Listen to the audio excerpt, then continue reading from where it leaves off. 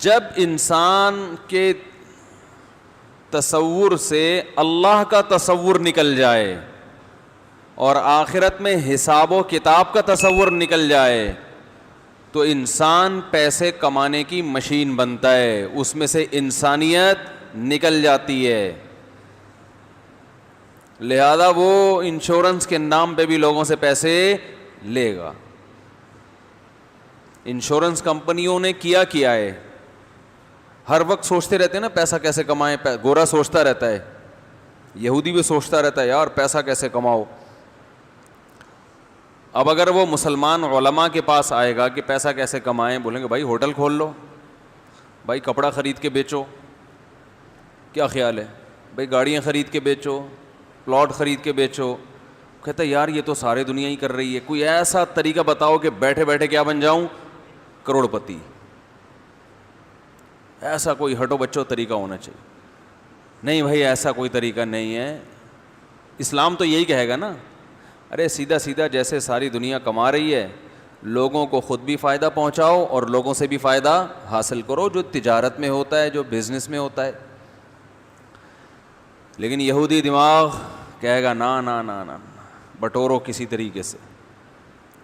جیسے آج کل ایک مختلف ناموں سے ایک کمپنیاں کام کر رہی ہیں لیکن ان کا طریقہ واردات ایک ہی ہے. وہ طریقہ واردات یہ ہے، میں ایک دفعہ گولڈن کی کے نام سے کوئی کمپنی تھی یا اسی سے ملتا جلتا کوئی نام ہوگا، ایسا نہ کوئی گولڈن کی کمپنی واقعی جائز کام کر رہی ہو آپ اس پہ فتویٰ لگا دیں. لیکن اس وقت وہ گولڈن کی کے نام سے کام کر رہے تھے، ہو سکتا ہے اب نہ کر رہے ہوں، اور ہو سکتا ہے اب گولڈن کی کے نام سے جو کمپنی کوئی کام کر رہی ہو تو وہ صحیح کر رہی ہو. میں پرانے وقتوں کی بات کر رہا ہوں، 15-20 سال پرانی بات. تو ایک فتویٰ سوال آیا، کسی نے ہم سے پوچھا کہ یہ کمپنی اس طریقے سے بزنس کرتی ہے، کیا اس کا بزنس جائز ہے؟ وہ نیا کام متعارف ہوا تھا پاکستان میں. تو ہمارے استاذ نے مجھے ان کے لیکچر لینے کے لیے بھیج دیا کہ ان کا طریقہ سمجھو، یہ کام کیسے کرتے ہیں. میں چلا گیا، حسن اسکوائر کے قریب کہیں ان کا آفس تھا، تو وہاں ایک صاحب لیکچر دے رہے تھے، ان کی کلاسز تھی کہ ہمارا کام کا طریقہ کیا ہے. تو ان کے پاس کچھ جوسر مشینیں تھیں جو بجلی سے نہیں چلتی تھیں، ہاتھ سے ہی جوس نکالتی. جیسے وہ لوگوں کا جوس نکال رہے تھے زبان سے، تو وہ مشینیں ہاتھ سے نکالتی تھی. تو وہ اپنی پروڈکٹ، جو کمپنی کی پروڈکٹ تھی، اس کو معاشرے میں پھیلانے کے لیے انہوں نے 3 گھنٹے تقریر کی ہوگی، اور اس تقریر میں انہوں نے یہ سمجھایا کہ آپ یہ پروڈکٹ ہم سے خرید لیں 4,000 یا پتہ نہیں 5,000 روپے کی. اس کے بعد آپ یہ پروڈکٹ 5 آدمیوں کو بیچ دیں، جو حقیقت میں پہنانے کا کام ہو رہا تھا، کیونکہ اس مشین کی قیمت 5,000 تھی نہیں. 5 کو آپ نے یہ پروڈکٹ کیا کرنی ہے، پہنانی ہے. پہنانا تو میں لفظ استعمال کر رہا ہوں، یعنی بیچنی ہے.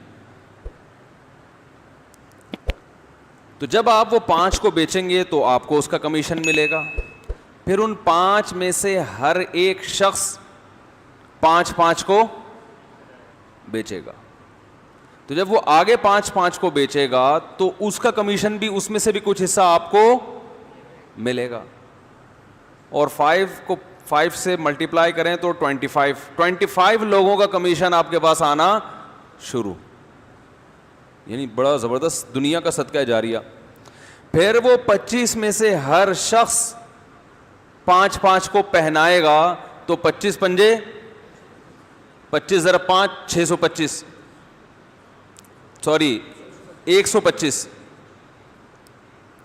تو 125 اور وہ جو پہلے ان کا کمیشن، اس میں سے بھی کچھ حصہ. تو کچھ دن تو آپ کو صبر سے کام لینا پڑے گا. اس کے بعد جب 125 آدمی 5 کو مزید 5 کو پہنائیں گے تو 125 کو 5 سے ضرب دے دیں آپ 625. پھر 625 کو 5 سے ایک ٹائم آئے گا کہ آپ نوٹ چھاپنے کی مشین گھر بیٹھے اور پیسے گنے بس بیٹھ کے. پھر انہوں نے ملایا کہ یہ دیکھیں یہ گولے گنڈے کی دکان تھی ان کی, آج اللہ کا شکر ہے یہ کروڑوں میں کھیل رہے ہیں. اور اگر آپ نے 5 سے زیادہ کو پہنا دیا, 5 کے بجائے 10 کو, تو یہ 625 کو آپ ڈبل کر لیں. پھر نہیں آ رہی بات. اس سے قوم کو کیا فائدہ ہو رہا ہے؟ کہہ رہے ہیں یہ قوم کا فرد نہیں ہے جس کو فائدہ ہو رہا ہے. یہ گولے گنڈے والا کہاں پہنچ گیا؟ آج کروڑوں میں کھیل رہا ہے. اور واقعی وہ نوٹ چھاپنے کی مشینیں, کئی لوگ, اب بھی یہ بزنس بہت ہوتا ہے. تو ہم نے جب تحقیق کی ہم نے کہا تو بالکل حرام ہے, ناجائز ہے. یہ حرام ناجائز اس لیے ہے کہ 500 کی چیز آپ 5000 میں لے رہے ہو, اس امید پر کہ آگے 5 آدمی مجھ سے خرید لیں گے. نہیں خریدا تو یہ آپ کے 4500 روپے ڈوب گئے. آپ اس پروڈکٹ میں دلچسپی نہیں ہے آپ کو کہ میں گھر جا کے جوس نکالوں گا, ورنہ جوسر مشینیں مارکیٹ میں بے تحاشا پڑی ہوئی ہیں. آپ کو یہ کہ مزید 5 کو میں نے کیا کرنا ہے, پہنانا ہے. نہیں پہنایا تو 500 روپے کی مشین پہ جو آپ نے 4500 داؤ پہ لگائے ہیں, وہ 4500 آپ کے ڈوب گئے. اب ہم لوگوں کو بتاتے تھے یہ ناجائز ہے, تو لوگ کہتے تھے کیسے ناجائز ہے, اس میں ڈوبنے کا خطرہ نہیں ہے, ہم 5 کو پہنا دیں گے. آپ پہنا دیں گے نا, جب یہ بہت بڑی تعداد خرید لے گی تو اس کو پہنانے کے لیے مارکیٹ میں لوگ ملیں گے نہیں, آخر میں جو ہوں گے وہ پھنسیں گے. نہیں آ رہی بات. اسی وجہ سے لوگ مولویوں سے نفرت کرتے ہیں کہ یہ ہمارے ہر چیز میں ٹانگ اڑاتے ہیں. یہ جو لبرلز لوگ ہیں نا, ان کو مولاناؤں سے نفرت اس لیے نہیں ہے کہ حج کے فضائل بیان کرتے ہیں, کہتے ہیں کرتے رہیں, حج جس نے کرنا ہے کر لے گا. رمضان کے روزے کے فضائل بیان کرتے ہیں, کر لے بھائی تو. یا اس لیے کہ جی یہ نماز پڑھتے ہیں, اچھی بات ہے نماز پڑھ لیا کرو, ان کو بھی جب تکلیف ہوتی ہے تو دم کروا لیتے ہیں آ کے, چلو نمازی کے دم کا اثر زیادہ ہوتا ہے. کو تکلیف اس لیے ہوتی ہے کہ یہ ہمارے معاملات میں بھی ٹانگ اڑاتے ہیں, اور ہمارے جو پیسوں کے معاملات ہیں ہمیں ہماری مرضی سے کمانے بھی نہیں دیتے. تو اس وقت بنوری ٹاؤن کا فتویٰ آیا, جامعۃ الرشید کا فتویٰ آیا, دارالعلوم کرنگی کا فتویٰ آیا, تینوں فتوے آئے کہ یہ عمل کیا ہے, یہ بزنس ناجائز ہے, اس میں ارننگ حرام ہے آپ کے لیے. کمانے والے خیر کما رہے ہیں. اب یہودی یہ کام کرے گا, انگریز یہ کام کرے گا, اس لیے کہ اس نے اپنی ڈکشنری سے اللہ کو نکال دیا. جب اللہ لغت سے نکلا ڈکشنری سے تو سود بھی نکل گیا اور جوا بھی نکل گیا. بات آ رہی ہے سمجھ میں؟ کیونکہ قمار اور جوئے کو کس نے حرام قرار دیا؟ اللہ نے. انما الخمر والمیسر, میسر جوئے کو کہتے ہیں, یہ رجس ناپاک عمل ہے, من عمل الشیطان, شیطانی عمل ہے, فاجتنبوہ, چھوڑ دو اس کو. یہ کمانے کا غیر اخلاقی طریقہ ہے, اور اس میں انسانیت کو فائدہ بھی نہیں ہے. کیسینو سینٹر پوری دنیا میں آپ کو پتا ہے بہت کھلے ہوئے ہیں, کھیل رہے ہوتے ہیں لوگ جا کے, لیگل ہے, لیگل. کانسیپٹ یہ ہے کہ بھائی ایک آدمی اگر پیسے داؤ پہ لگا کے اس کو اپنی خوشی سے دے رہا ہے یا اس سے لے رہا ہے, تو کسی تیسرے کے پیٹ میں مروڑ معذرت کے ساتھ کیوں ہو رہا ہے؟ اسلام یہ چاہتا ہے کہ جب آپ محنت کر کے پیسے کماؤ تو محنت برائے محنت نہ ہو. محنت تو چور بھی کرتا ہے, ڈاکو تو جان پہ کھیل کے پیسے کماتا ہے, پولیس سے لڑتا ہے وہ. اسلام کہتا ہے الا ان تکون تجارتن, کیا انداز ہے قرآن کا. اے ایمان والو, پیسے کمانے کا ایک ہی طریقہ ہے, تجارت ہو تجارت, ان ترازن, وہ بھی آپس کی رضا مندی سے, اس میں بھی پہنانے والا کام نہ ہو. بزنس ہو تجارت, یہ تجارت تھوڑی ہے. تجارت کسے کہتے ہیں؟ چیز خریدی آپ نے اس نیت سے کہ مہنگی بیچوں گا پروفٹ رکھ کے, اس کو کیا کہا جاتا ہے؟ تجارت, بیچنے کی نیت سے کوئی چیز خریدی, آپ اپنے گھر کی کوئی استعمال کی چیز مارکیٹ میں لے جا کے بیچ دیں, اسلام اس کو بزنس نہیں کہتا, یہ تجارت نہیں ہے, تو کوئی بھی اپنی چیز بیچ سکتا ہے, لہذا اس پر زکوٰۃ نہیں ہے. زکوٰۃ ہوتی ہے تجارتی مال پہ جو بزنس کے لیے ہو, اور بزنس کی ڈیفینیشن شریعت میں کیا ہے؟ کوئی چیز آپ نے خریدی اس نیت سے کہ بیچوں گا. اس عمل کو کیا کہا جاتا ہے اسلام کی ٹرم میں؟ تجارت, جس کو انگلش میں بزنس کہتے ہیں. انگلش میں بزنس کا مفہوم بہت وسیع ہے. آپ کی گاڑیاں رینٹ پہ چل رہی ہیں, انگلش میں اس کو بھی بزنس کہتے ہیں, مگر اسلام میں اس کو بزنس نہیں کہتے. اسلام میں بزنس یعنی تجارت یہ ہوگی کہ گاڑی خریدی آپ نے بیچنے کے لیے, گاڑی رینٹ پہ چلوا رہے ہو تو یہ بزنس, ویسے تو بزنس ہے یہ, لیکن جو اسلام کی ایک ٹرم ہے نا تجارت, یہ وہ تجارت نہیں ہے. تو اللہ نے فرمایا تجارت ہونی چاہیے, جوا اور سود نہیں ہونا چاہیے, اور تجارت بھی عن ترازن, آپس کی مکمل رضا کے ساتھ. ترازی باب تفاعل, دونوں طرف. کیا مطلب؟ اس میں پہنانے کا عمل, یہ ذرا سی بھی دو نمبری یا چھپانے کا عمل نہیں ہونا چاہیے. فقہائے کرام نے تجارت کے جو اصول بیان کیے ہیں نا قرآن و حدیث سے مستنبط کر کے نکال کے, اس سے پتہ چلتا ہے کہ اسلام میں کتنی شفافیت ہے. آج ہم دوسروں کی تعریفیں کرتے ہیں, انگریز ایسے, انگریز ایسے. بھائی وہ لیگل کام تو کرتے ہیں, مگر ان کے ہاں غلط چیزوں کو ہی لیگل کیا ہوا ہے, صحیح ہے نا. وہ برائی نہیں کرتے, اس لیے کہ بہت سی برائیوں کو انہوں نے برائی کی فہرست میں نکال دیا. زنا کو انہوں نے الاؤ کر دیا تو اب وہ برائی رہی نہیں ہے. عجیب بات ہے یار, برائی نہیں وہ شراب پیتے ہیں تو کیوں نہیں برا کرتے؟ ان کے ہاں وہ برا نہیں ہے, اس لیے کہ شراب کیا ہے؟ لیگل ہے. یہ تو زیادہ بڑی برائی ہو گئی نا. سود ایک برائی ہے, جوا ایک برائی ہے, مگر اس کو کیا کر دیا؟ لیگل. تو اسلام نے جو تجارت کے اصول بیان کیے, آپ ہدایہ اٹھا کے دیکھیں, کتاب الہدایہ,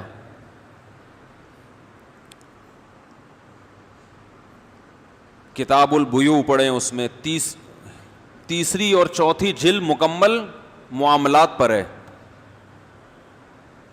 یعنی اسلامی تاریخ میں جو اسلامی قانون لکھا گیا ہے نا, اسلامی قانون 1/4 تقریباً 1/4 عبادات پر ہے, 1/4 نکاح طلاق اور میاں بیوی کے احکام پر ہے, اور 2 حصے یعنی آدھا وہ کس پر ہے؟ خرید و فروخت اور معاملات پر, مالی معاملات پر. نہیں آ رہی بات؟ نہیں آ رہی میرا خیال ہے. یعنی آدھا اسلام جو قانونی شکل میں لکھا گیا ہے نا, جو لاز لکھے گئے ہیں, اس میں جب کتابیں لکھی گئی ہیں تو وہ ان میں سے آدھا صرف کس کو فوکس کر رہا ہے؟ پیسوں کے معاملات کو. تبھی آپ کو مفتی مارکیٹ میں آپ کو مفتیان کرام نماز کے مسائل بتانے والے ملیں گے, اور طلاق کے مسائل بتانے والے بھی, لیکن تجارتی معاملات میں مسائل بتانے والے آپ کو مفتی کم ملیں گے, کیونکہ بہت بڑا حصہ ہے, اسے بہت پڑھنا پڑتا ہے. اور ابھی ڈاکٹر ذاکر نائک صاحب کا بیان آیا ہے بڑا زبردست, چلتا کر دینا چاہیے, پارسل کر دینی چاہیے. انہوں نے فرمایا کہ مشاہدہ ہے کہ مالی لین دین کے جو مسائل ہیں اس میں حنفی علماء دوسرے علماء سے, بولو بھائی آگے ہیں. یہ ڈاکٹر ذاکر نائک صاحب کا بیان آیا ابھی ویڈیو کلپ ہے, اور یہ حقیقت ہے, کیونکہ فقہ حنفی میں اس پہ کام بہت زیادہ ہوا ہے, کیونکہ فقہ حنفی کی خلافتیں دنیا میں قائم ہوئی ہیں, تو معاملات پہ کام بہت ہوا ہے. ہم جب اسلامک بینکنگ پڑھ رہے تھے اور جدید تجارت کے جو طریقے ہیں وہ ہم پڑھ رہے تھے، تو کچھ طریقے ایسے ہیں جن کا ہمیں 1200 سال پہلے جو فقہاء ہیں ان کی کتابوں میں تذکرہ نہیں ملتا. سمجھ میں آ رہی بات؟ کچھ خرید و فروخت کے آج کل ایسے طریقے ہیں کہ جن کا ہمیں 1200 سال پہلے جو فقہاء گزرے ہیں ان کی کتابوں میں تذکرہ نہیں ملتا. کتابوں میں ذکر مل جائے تو آسانی ہوتی ہے نا کہ بھئی انہوں نے بھی لکھا ہے، حوالہ مل جاتا ہے. تو ایک عرب عالم کی کتاب ہم پڑھ رہے تھے، انہوں نے امام ابو حنیفہ کے شاگرد کا نام لیا کہ امام محمد ابن حسن نے آج سے 1200 سال، تقریباً 1100-1200 سال پہلے تجارت کے اس طریقے پر بھی بحث کی ہے. طبیعت خوش ہو گئی وہ دیکھ کے کہ کیا دماغ تھا ان لوگوں کا کہ انہوں نے اسلامی تاریخ میں قانون کا کوئی جزیہ چھوڑا نہیں ہے کہ یہ بھی ہو سکتا ہے. حالانکہ اس وقت نہیں ہو رہا تھا یہ، کہ اگر یہ یوں کیا جائے تو اس کا شرعی حکم کیا ہوگا.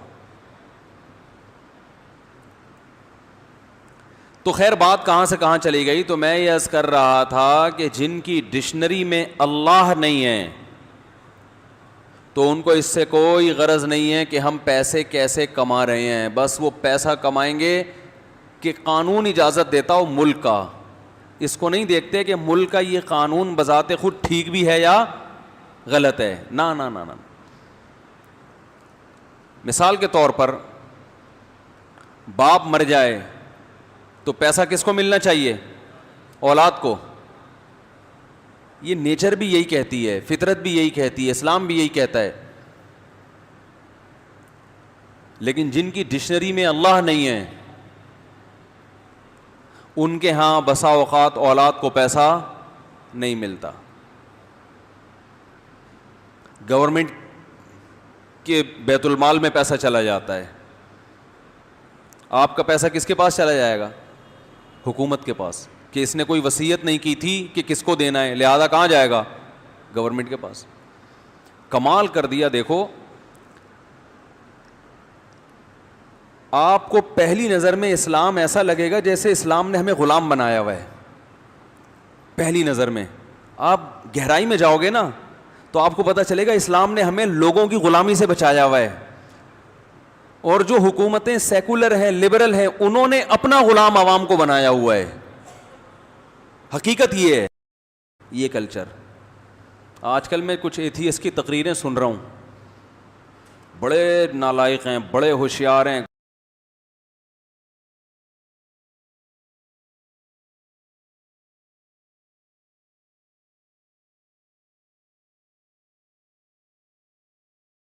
یہ کلچر آج کل میں کچھ ایتھیسٹ کی تقریریں سن رہا ہوں، بڑے نالائق ہیں، بڑے ہوشیار ہیں، باتوں کو بڑا گھماتے ہیں. اچھا انہوں نے پھر بتایا کہ اسی وجہ سے یہاں پر جو سنگل مدر والی خواتین ہیں نا، سنگل مدر، ایسی مائیں سنگل، وہ کیا کہتے ہیں اس کو؟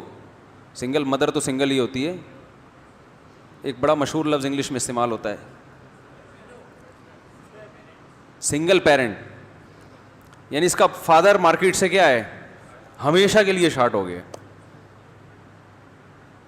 تو وہ ڈپریشن میں چلی جاتی ہیں ایسی، اور لاکھوں کروڑوں لڑکیاں اس طرح سے ڈپریشن میں گئی ہوئی ہیں. پھر ان کے لیے ادارے بنے ہوئے ہیں جو ان کو تسلیاں دیتے ہیں. یہ ہے آزادی، عورت کی آزادی. کماؤ، جاب کرو، مرد کے سہارے پہ مت جیو. ہمارے ہاں ذرا سروے کر کے دیکھو مردوں کا حال کیا ہے. لطیفے کس پہ بنتے ہیں شادی کے بعد؟ آدمیوں پہ بنتے ہیں. ٹھیک ہے کچھ گھروں میں ناانصافیاں بھی ہوتی ہیں، ظلم بھی ہوتا ہے، مانتا ہوں.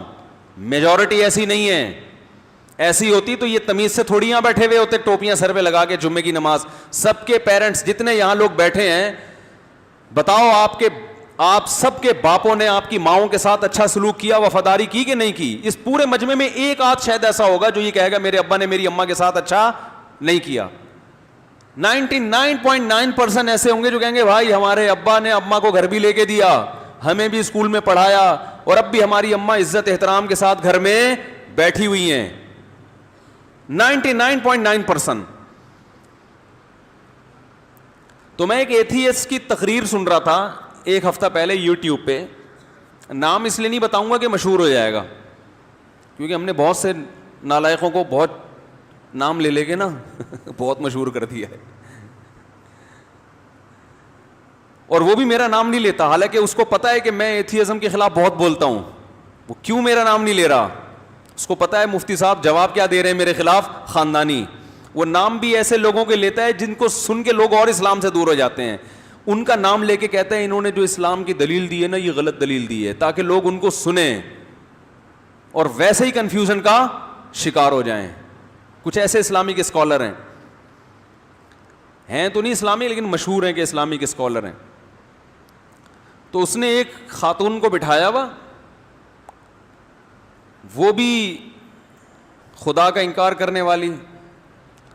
وہ کہہ رہی ہیں اسلام نے کیسی سختی کی ہے عورتوں کے اوپر, ایسی سختی کی ہے کہ مرد زبان سے 3 لفظ نکالتا ہے اور بیچاری عورت کا بیڑا غرق ہو جاتا. 3 دفعہ طلاق نکالتا ہے اور عورت کا بیڑا کیا ہو جاتا ہے, غرق.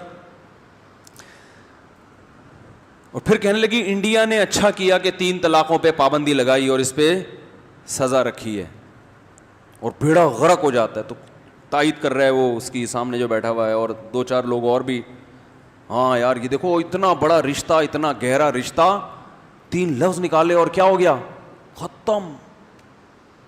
اچھا اس سے پہلے یہ تقریر کر رہی ہے کہ اسلام نے عورت کو مرد کا تابع بنا دیا ہے, ایکولیٹی نہیں ہے اسلام میں, ہیں جاب نہیں کر رہی اور یہ وغیرہ وغیرہ. میں نے اسی وقت پکڑا, وہ میرے سامنے تو ہوتی تو میں اس کو جواب دیتا کہ اگر اسلام نے عورت کو بیوی بنا کے ظلم کر دیا اور مرد کے ماتحت بنا دیا, تو جب مرد نے دھڑا دھڑ 3 طلاقیں نکال لیں تو عورت کو تو خوشی سے پاگل ہو جانا چاہیے کہ میں مرد کی قید سے آزاد ہو گئی. تو اب اس پہ ترس کیوں کھا رہی ہو اتنا؟ یہ تضاد ہے یا نہیں ہے؟ نہیں آ رہی بات. اگر یہ آپ سمجھ رہی ہو کہ اس کا گھر تباہ ہو گیا, وہ بیچاری مظلوم ہے, اس کا مطلب شوہر بہت بڑی نعمت تھا جو اس کو ملا ہوا ہے, اور شوہر آدمی ہوتا ہے. اس کا مطلب عورت کے لیے مرد یعنی ہسبینڈ ایک بہت مقدس رشتہ ہے, جس کو مل جائے اس کو شکر ادا کرنا چاہیے, اور یہ اسلام نے دیا ہے. نہیں آ رہی میرا خیال ہے بات. کھوپڑی نہیں ہے ان لوگوں کے پاس, باتوں کو کیا کر رہے ہیں, اپنی ہی باتوں میں تضاد. وہ جیسے میں نے بتایا نا ویمن رائٹس والی خاتون ایک ٹی وی پہ میرے سامنے بیٹھی ہوئی تھی کیمرے میں, تو میں نے کہا مجھے وہ شکر ہے اس وقت میں نے ان کو یہ چٹکلا نہیں سنایا. ایک دفعہ میں نے ٹیلی ویژن میں ایسا ہی کوئی چٹکلا سنا دیا تھا, جو اینکر کی جو ہنسی چھوٹی ہے نا, وہ کیمرے کے سامنے کہہ رہا ہے یار اللہ کا واسطہ مفتی صاحب ہلکا ہاتھ رکھو. تو وہ ویمن رائٹس کی جو خاتون تھی نا, انہوں نے خواتین کے حقوق میں کچھ ضرورت سے زیادہ بولتی ہیں. یہ مانتا ہوں خواتین پہ ظلم ہوتا ہے, تو مردوں پہ بھی ہوتا ہے, دونوں پہ ہوتا ہے. تو انہوں نے بولنا شروع کیا, ہمارے ہاں ڈیلیوری کے دوران ہر 3 منٹ میں اتنی عورتیں مر جاتی ہیں, اور تیزاب پھینکنے سے اتنی عورتوں کا بیڑا غرق ہو جاتا ہے, اور یہ کرنے سے اتنی عورتیں مر جاتی ہیں, پتہ نہیں 3 منٹ میں یہ, 4 منٹ میں یہ, 5 منٹ میں یہ, 6 منٹ میں اتنی عورتیں, 7 منٹ میں اتنی عورتیں. تو مجھے خیال ہوا, میں نے کہا کہ یار میں گھر فون کرتا ہوں, گھر والے خیریت سے ہیں کہ اتنی 2-3 منٹ میں اتنی انہوں نے مار دی ہیں, تو پتہ نہیں میرے گھر میں کوئی زندہ بچا بھی ہے کہ نہیں بچا ہے. ایسی رپورٹ پیش کرو جو کم از کم. اور پھر میں نے کہا اتنی ڈیلیوری ہو نہیں رہی ہے جتنی ڈیلیوری سے عورتیں مار رہی ہیں. یہ ڈیلیوری آج کل خواتین کے بچے کہاں پیدا ہو رہے ہیں, 2 کے بعد تو بریک ختم, 2 بہت 3 ہو گئے. بچوں کا ریشو اتنا کم, اتنے پیدا نہیں ہو رہے جتنے انہوں نے بچوں کی نسبت پیدا کرنے والی ماؤں کو مارا ہے اسپیڈ کے ساتھ. تو میں کہنے والا تھا محترمہ مر رہی ہیں, لیکن آپ کی اسپیڈ کچھ ضرورت سے زیادہ تیز ہے, تھوڑی اسپیڈ کم کر لیں. چاہیے نا, ہائی وے پہ لکھا ہوتا ہے نا کہ 120 سے اوپر الاؤ نہیں ہے, تو آپ 220 پہ پہنچ گئی ہیں, اس کو تھوڑا سا کیا کریں. لیکن میں نے کہا یار پہلی دفعہ کوئی ٹاکرا ہوا ہے ویمن رائٹس والوں کے ساتھ, ابھی ایسی میں نے بات کی تو یہ اپنی انسلٹ نہ محسوس کریں کہیں. اس لیے ہم تمیز سے ہی چلتے رہے. تو وہ جو ایتھیس اور خاتون ہے وہ انٹرویو دیتے ہوئے یوٹیوب چینل پہ کہہ رہی ہے کہ اسلام نے, پہلے کہہ رہی ہے کہ اسلام نے عورت کو, مرد آزاد ہے, عورت بھی کیا ہے, آزاد ہے, کوئی ایک دوسرے کے غلام نہیں ہیں, دونوں پیرالل ہیں, دونوں برابر ہیں. اور کہہ رہی ہے اسلام نے دیکھو 3 دفعہ زبان سے نکالو اور کیا ہو جاتا ہے, گھر بس اس کو زندگی تباہ. تو کیوں تباہ ہو گئی؟ اگر اسلام نے بیوی بنا کے عورت کو فار ایگزامپل فرض کرو غلام بنا دیا تو آپ کو تو خوش ہونا چاہیے کہ اس غلامی سے نکالنا بہت آسان کر دیا اسلام نے. 3 دفعہ منہ سے بولو ختم. لیکن آپ مانتی ہو کہ مسلمان جب 3 طلاقیں دیتا ہے تو عورت کا بیڑا غرق ہوتا ہے. مانتا ہوں کہ ہوتا ہے غرق. یہ غرق اس لیے ہوا ہے کہ یہ بہت بڑی نعمت اس کو ملی ہوئی تھی, اور یہ نعمت کس نے دی تھی؟ اسلام نے دی تھی, جو اس کو بھی محافظ, اس کے بچوں کا بھی محافظ. سمجھ میں آ رہی ہے بات؟ ہاں, یہ آپ کہہ سکتے ہیں کہ جب اتنی بڑی نعمت ہے عورت کے حق میں شوہر, اور پہلے تو میں بتا دوں بڑی نعمت ہے, تبھی تو اسلام عورت کو عدت گزارنے کا حکم دیتا ہے. اور فقہاء اس کی حکمت, بہت سی حکمتوں میں ایک یہ بھی ہے کہ بزوال نعمت الزوج, شوہر کی نعمت اس سے چھن گئی ہے, اس کو احساس ہوگا اس کا, عدت گزارے گی تاکہ دوبارہ شوہر ملے گا تو اس کی قدر کرے گی کہ مجھے سوگ منانے کا حکم شریعت نے اس لیے دیا تھا کہ شوہر ایک بہت بڑی نعمت ہے جو مجھ سے چھن گئی, ورنہ اسلام سوگ منانے کی کہاں اجازت دیتا ہے. رہا یہ کہ اتنی بڑی, وہ میرا ٹاکرا ہو تو میں اس سے بات کروں گا نا, میرا ٹاکرا ہوا نا اس خاتون سے تو میں اس کو یہ پھر دلیل دوں گا, ہو سکتا ہے یہ دلیل اس تک پہنچ جائے. تو یہ ایک الگ بات ہے کہ اتنی بڑی نعمت ہے تو اسلام نے اس نعمت کو ختم کرنے کو اتنا آسان, بولو بھائی, بولتے کیوں نہیں, کیوں بنایا کہ بس 3 دفعہ 20 سال کے رشتے 3 دفعہ زبان سے لفظ بولا اور ہمیشہ کے لیے ختم, اتنا آسان کیوں کیا؟ اس کی 2 وجوہات ہیں. کتنی وجوہات ہیں؟ 2. پہلی وجہ یہ ہے کہ اسلام میں الفاظ کی بہت اہمیت ہے. اسلام آپ کے جو زبان سے نکلے ہوئے الفاظ ہیں ان کو ویلیو دیتا ہے, لہذا اسلامی معاشرے میں کامیاب زندگی گزارنے کے لیے آپ کو اپنی زبان کی حفاظت کرنی پڑے گی. اور یہ صرف اسلام میں نہیں ہے, ہر کامیاب ادارے میں یہی اصول ہے کہ زبان سے نکلے ہوئے الفاظ ریورس نہیں ہوتے, ورنہ ایک بھیڑ چال چل جائے, بھیڑ چال والا نظام ہوگا. فوج میں کوئی جونیئر اپنے آفیسر کو 3 فحش گالیاں نکال دے, کھڑے کھڑے ہیں بھائی. ایک عام رنگروٹ سے کوئی بریگیڈیئر ملنے کے لیے آیا ڈیوٹی کے دوران, اور وہ اپنے بریگیڈیئر کو کیا کہے 3 دفعہ کوئی بھاری بھرکم گالیاں نکال دے, ہیں ایک ہی کافی ہو جائے گی, اسی کے پہ وہی اثر ہوگا جو 3 کے بعد ہوتا ہے. کورٹ مارشل ہوگا کہ نہیں ہوگا؟ ایسی کی چمڑی ادھیڑ دیں گے اس کی, ایسی کی تیسی ہو جائے گی. اب وہ کہ غصے میں تو انسان کچھ بھی بول سکتا ہے, سر ایکچولی مجھے بہت غصہ آیا ہوا تھا, ایکچولی میں بہت تیش میں آ گیا تھا, اتنی دیر سے پریڈ میں دھوپ میں کھڑا ہوا ہوں, ایکچولی میں یہ, اور زبان سے 3 الفاظ ہی تو نکلے, 3 بھی نہیں ایک ہی نکلا ہے نا, تو کیا ہو گیا؟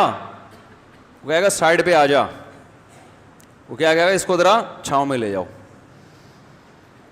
وہ کہے گا آج تک فوج کی تاریخ میں ایسا کسی کی زبان سے لفظ نہیں نکلا, اور جس سے ہر نکلا ہے تو اس کا بیڑا بھی غرق ہوا ہے.